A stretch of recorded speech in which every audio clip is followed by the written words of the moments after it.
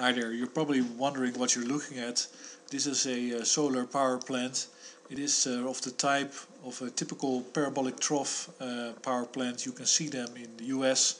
They've been there for decades now. Since 1984, Kramer Junction solar power plants were built. And you can see them in Spain.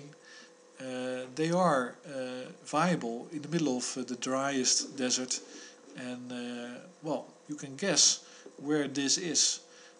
Maybe it was given away by name somewhere, and also look at the area that this takes. This is a plant which is, according to this scale on the left, is about 1 kilometer by 500 meters. It supplies 250 megawatts of power, which is a lot.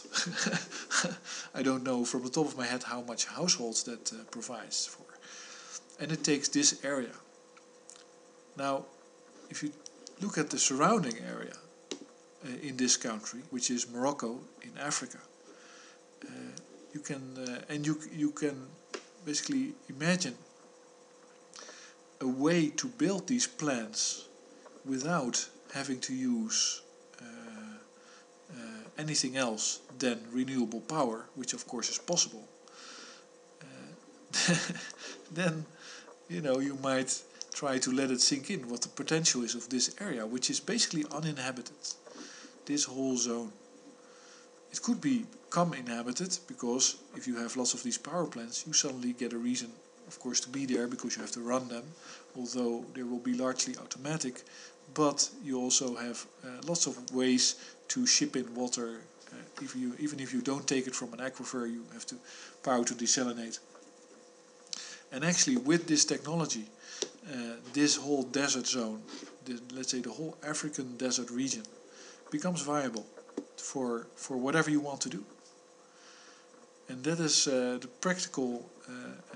And once you have a process in place with which to build these power plants, including getting all the raw materials and processing them without the input of any fossil fuel, I guess with the exception of methane, because you can make methane based on solar energy and carbon dioxide alone and water. If you have carbon dioxide and water, you can make methane with a photochemical process.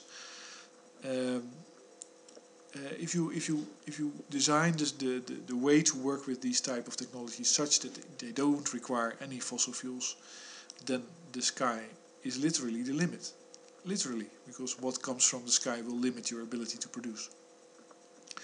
Now this whole region is just waiting to become used in this way, to be made viable, either for agriculture, either for power harvesting, and I think I expect people to want to move here, because this is, let's say, the Middle East without the conflict, because there's no reason to have a conflict if you have local energy. And meanwhile you can see what happens if you try to adhere to the carbon credit system, because Spain just has lost its oil company to Argentina. Spain, of course, not being able to protect resources that are all the way across the other end of the world. Spain would have to have an army in order to go to Argentina and fight it there. That would never work. So Argentina realized that and took the oil, just like they are taking the oil from the United Kingdom.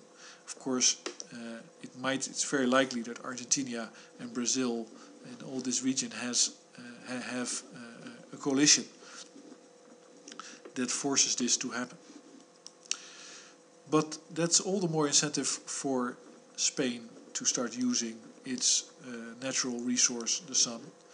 And I think that is not a problematic thing at all for them to do. Just like it's not a problematic thing to build that solar power plant in Morocco, because it's there.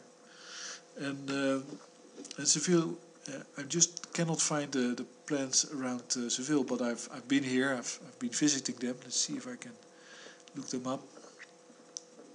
It's somewhere around this region.